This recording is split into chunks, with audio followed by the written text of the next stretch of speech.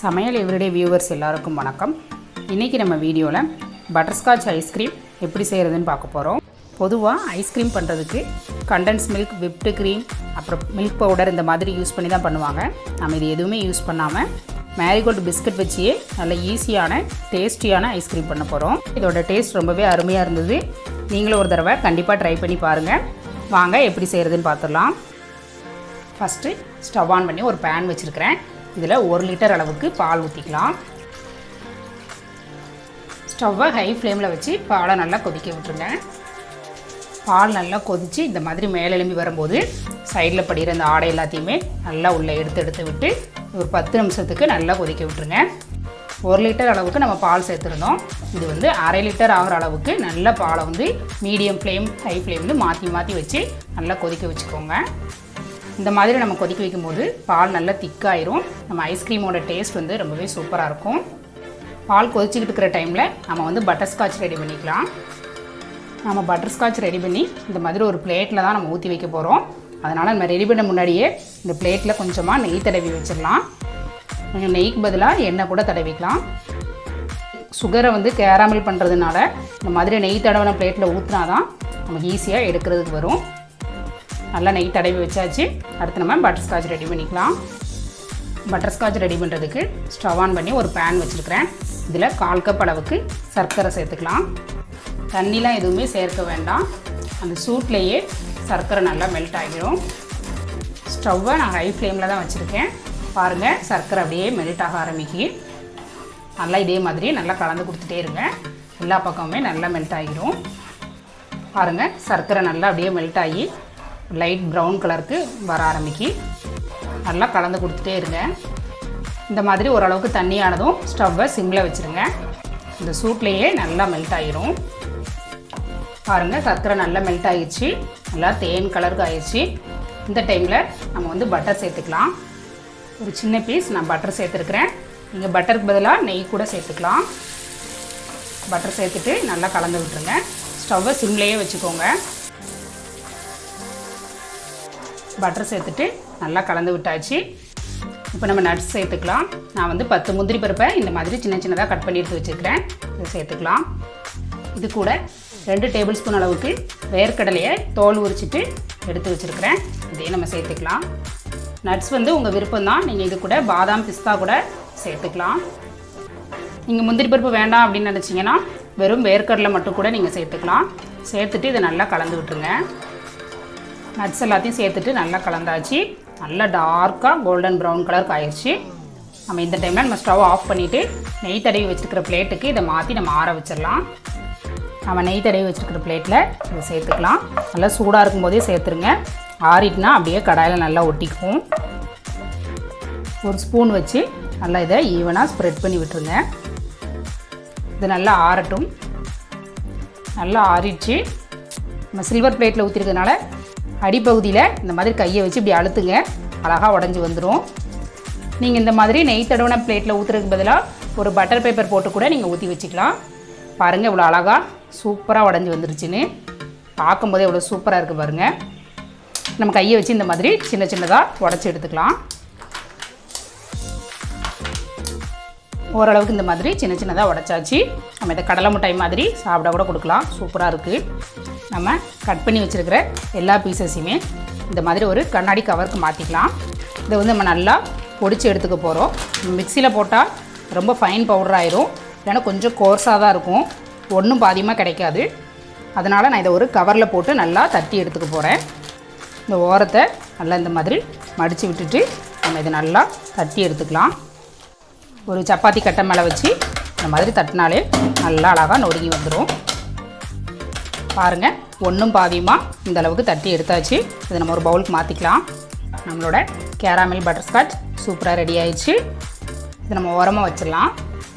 சைடில் படிக்கிற ஆடை எல்லாத்தையுமே எடுத்து விட்டு பால் நல்லா கொதிச்சிருச்சு. பாருங்கள், பால் கொதிச்சு நம்ம ஏற்கனவே 1 லிட்டர் அளவுக்கு நம்ம பால் ஊற்றி வச்சுருந்தோம். இப்போ நல்லா பாதியாக வத்திருச்சு. நாம் வந்து இந்த டைமில் மேரிகோல்டு பிஸ்கட்டில் இந்த ஒரு பேக்கெட்டை வந்து நம்ம பவுடர் பண்ணி பாலில் கலந்து இதில் சேர்த்துக்கலாம். ஒரே ஒரு மேரி பிஸ்கட்டை நான் வந்து உடச்சி ஒரு மிக்சர் ஜாருக்கு சேர்த்துக்கிறேன். பிஸ்கட் எல்லாத்தையும் சேர்த்தாச்சு. இது நம்ம ஒரு ஃபைன் பவுடராக அரைச்சி எடுத்துகிட்டு வந்துடலாம். பாருங்கள், நல்லா நைஸாக இந்த மாதிரி அரைச்சி எடுத்துகிட்டு வந்தாச்சு. நம்ம இதை அப்படியே பால் கூட சேர்த்தோன்னா கட்டி கட்டியாக விழுந்துடும். அதனால் நம்ம கொஞ்சமாக பால் விட்டு இதை நல்லா மிக்ஸ் பண்ணிவிட்டு அப்புறமா நம்ம வந்து பால் கூட சேர்த்துக்கலாம். பால் சேர்த்தாச்சு. இதை மறுபடியும் மிக்சியில் ஒரு 10 செகண்டுக்கு ஒரே ஒரு சுற்றி எடுத்துகிட்டு வந்துடலாம். பால் சேர்த்து அரைச்சி எடுத்துகிட்டு வந்தாச்சு. நல்லா மிக்ஸ் பண்ணியாச்சு. பாருங்கள், ஒரு பேஸ்ட் மாதிரி இருக்குது. இதை நம்ம பாலில் சேர்த்துக்கலாம். நாம் அரைச்சி எடுத்துகிட்டு வந்த பிஸ்கட் பேஸ்ட்டை கொதிச்சிக்கிட்டு இருக்கிற பாலில் சேர்த்துடலாம். ஸ்டவ்வை சிம்மில் வச்சுட்டு சேர்த்துக்கோங்க, இல்லைன்னா கட்டி கட்டியாக விழுந்துடும். பாலில் சேர்த்துட்டு நல்லா கலந்து விட்டுருங்க. ஸ்டவ்வை லோ ஃப்ளேம்லேயே வச்சுக்கோங்க, அப்போ தான் அடி பிடிக்காது. பிஸ்கட் சேர்த்துட்டு ஒரு 3 நிமிஷத்துக்கு நல்லா இந்த மாதிரி கலந்து விட்டாச்சு. பால் கொஞ்சம் நல்லா திக்காக ஆரம்பிச்சிருக்கு. இந்த ஸ்டேஜில் நம்ம சர்க்கரை சேர்த்துக்கலாம். நான் வந்து 1/2 கப் அளவுக்கு சர்க்கரை சேர்த்துருக்குறேன். நீங்கள் உங்கள் இனிப்புக்கு தகுந்த மாதிரி கூட்டியோ குறைச்சோ சேர்த்துக்கோங்க. சர்க்கரை சேர்த்துட்டு நல்லா கலந்து விடுங்க. சர்க்கரை சேர்த்ததும் நல்லா மெல்ட் ஆகி கொஞ்சம் லூஸ் ஆகிற மாதிரி இருக்கும். நல்லா கலந்து விடுங்க. இது கூட 1/2 ஸ்பூன் அளவுக்கு பட்டர்ஸ்காட்ச் எசன்ஸ் சேர்த்துக்கிறேன். நீங்கள் இருந்தால் சேர்த்துக்கோங்க, இல்லைன்னா இதுக்கு பதிலாக வெனிலா எசன்ஸ் கூட சேர்த்துக்கலாம். இல்லை நீங்கள் வந்து எசன்ஸ் எதுவுமே வேண்டாம்னு நினச்சிங்க அப்படின்னா 2 ஏலக்காவை நல்லா பவுடர் பண்ணிவிட்டு கூட நீங்கள் ஏலக்காய் ஃப்ளேவர் பிடிக்குன்னா ஏலக்காய் கூட சேர்த்துக்கலாம். சேர்த்துட்டு நல்லா கலந்து விட்டுருங்க. இது கூட நான் 1/4 டீஸ்பூன் அளவுக்கு எல்லோ ஃபுட் கலர் சேர்த்துக்கிறேன். ஏற்கனவே நம்ம ஹோம்மேட் ஃபுட் கலர்ஸ்னு வீடியோ போட்டுக்கிறோம். டிஸ்கிரிப்ஷனில் லிங்க் இருக்குது, தேவைப்பட்டால் பார்த்துக்கோங்க. நீங்கள் விருப்பப்பட்டால் ஃபுட் கலர் சேர்த்துக்கலாம். வேண்டாம்னு நினச்சிங்கன்னா நீங்கள் வந்து அப்படியே கூட நம்ம ஐஸ்கிரீமாக செஞ்சு எடுத்துக்கலாம். நீங்கள் ஃபுட் கலருக்கு பதிலாக 2 பிஞ்ச் அளவுக்கு மஞ்சள் தூள் கூட சேர்த்துக்கலாம். மஞ்சள் ஃப்ளேவர்லாம் வராது, 2 பிஞ்ச் அளவுக்கு தான் நம்ம சேர்க்க போகிறோம். நல்லா சேர்த்துட்டு இதை ஒரு தடவை கலந்து விட்டுருங்க. இதை நல்லா நம்ம மிக்ஸ் பண்ணியாச்சு. கரெக்டான கன்சிஸ்டன்சிக்கு ரெடி ஆயிடுச்சு. நம்ம ஸ்டவ் ஆஃப் பண்ணிடலாம். ஆறுனா இன்னும் கொஞ்சம் கெட்டியாயிரும். இது வந்து முழுமையாக ஆறணும், கொஞ்சம் கூட சூடு இல்லாத மாதிரி நல்லா ஆற விட்டுருங்க. ஒரு 10 நிமிஷத்துக்கு நல்லா ஆற வச்சாச்சு. இது வந்து நல்லா முழுமையாக ஆறிச்சு. நம்ம இதை ஒரு மிக்சர் ஜாருக்கு மாற்றிக்கலாம். சூடாக இருக்கும்போது இருந்ததை விட இப்போ ஆறுனதும் கொஞ்சம் கெட்டியாகிருக்கு. மிக்சர் ஜாருக்கு மாற்றியாச்சு. இது ஒரு 30 செகண்டுக்கு மிக்சியில் நம்ம அரைச்சி எடுத்துகிட்டு வந்துடலாம். நாம் அரைச்சி எடுத்துகிட்டு வந்தாச்சு. ஓப்பன் பண்ணிடலாம்.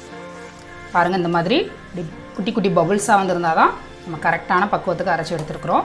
இந்த பிஸ்கட்டில் உள்ள கட்டிகள் எதுவுமே இல்லாமல் நல்லா நைஸாக க்ரீமியாக சூப்பராக அரைச்சி எடுத்துகிட்டு வந்தாச்சு. நான் வந்து இந்த மாதிரி ஒரு பாக்ஸில் தான் ஐஸ்கிரீம் ரெடி பண்ண போகிறேன். ஒரு பாக்ஸில் நம்ம அரைச்சி எடுத்துகிட்டு வந்த இந்த பேஸ்ட்டை ஊற்றிடலாம். பாதி அளவுக்கு ஊற்றிருக்கிறேன். பாதி அளவுக்கு ஊற்றிட்டு நம்ம ரெடி பண்ணி எடுத்து வச்சுருந்த பட்டர்ஸ்காட்சை கொஞ்சமாக மேலே அப்படியே தூவி விட்டுடலாம். நம்ம ஐஸ்கிரீம் சாப்பிடும்போது அப்படியே வாயில் அங்கங்கே கடிபடும். டேஸ்ட் வந்து ரொம்பவே சூப்பராக இருக்கும். மேலே தூவிட்டு அடுத்து நம்ம ரெடி பண்ணி வச்சுருக்கிற பேஸ்ட்டை கொஞ்சமாக சேர்த்துக்கலாம்.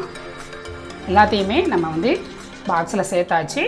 சேர்த்துட்டு கடைசியாக நம்ம கொஞ்சம் பட்டர்ஸ்காட்சை அப்படியே மேலே தூவி விட்டுலாம். கேரமல் பட்டர்ஸ்காட்ச் எல்லாத்தையுமே மேலே தூவியாச்சு. இது மேலே ஒரு பட்டர் பேப்பர் வச்சிடலாம். நீங்கள் பட்டர் பேப்பருக்கு பதிலாக கண்ணாடி கவர் கூட வச்சுக்கலாம். இதில் வந்து நம்ம ஒயிட் சுகர் போட்டிருக்கிறதுனால சைடில் உள்ள கேப் வழியாக காற்று உள்ளே போய் வந்து கிறிஸ்டல் மாதிரி ஃபார்ம் ஆயிரும். அப்படி ஆகக்கூடாதுங்கிறதுக்காக நம்ம மேலே ஒரு பட்டர் பேப்பர் போட்டுட்டு இந்த பாக்ஸை நல்லா மூடி வச்சிடலாம். இதை ஒரு 8லேருந்து 10 மணி நேரம் வரைக்கும் நம்ம ஃப்ரீசரில் வச்சு எடுத்துகிட்டு வந்துடலாம். 8 மணி நேரம் அளவுக்கு நான் ஃப்ரிட்ஜில் வச்சு எடுத்துகிட்டு வந்தாச்சு. நம்ம ஓப்பன் பண்ணிடலாம். பாருங்கள், நல்லா சூப்பராக உறைஞ்சிருக்கு. நம்ம மேலே வச்சுருந்த பட்டர் பேப்பர் எடுத்துடலாம். இந்த மாதிரி ஒரு குழிக்கரண்டி வச்சு இதை நான் எடுத்துக்கிறேன்.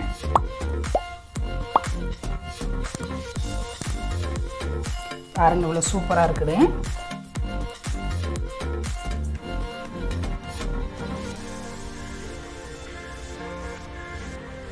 ஐஸ் எல்லாத்தையுமே ஒரு பவுலில் எடுத்து வச்சாச்சு. இது மேலே நம்ம டெக்கரேஷனுக்காக நம்ம ஏற்கனவே ரெடி பண்ணி வச்சுருந்த பட்டர்ஸ்காட்சை லைட்டாக அப்படி மேலே வச்சு விட்டுலாம். அவ்வளோதான், நம்மளோட பட்டர்ஸ்காட்ச் ஐஸ்கிரீம் சூப்பராக ரெடி ஆயிடுச்சு. நீங்களும் இந்த டேஸ்டியான பட்டர்ஸ்காட்ச் ஐஸ்கிரீம் பிஸ்கட் வச்சு ட்ரை பண்ணிவிட்டு எப்படி இருந்துச்சுன்னு கமெண்ட் பண்ணுங்கள். உங்களுக்கு இந்த வீடியோ பிடிச்சிருந்தால் லைக் பண்ணுங்கள். உங்கள் ஃப்ரெண்ட்ஸ் அண்ட் ரிலேட்டிவ்ஸ் கூட ஷேர் பண்ணிக்கோங்க.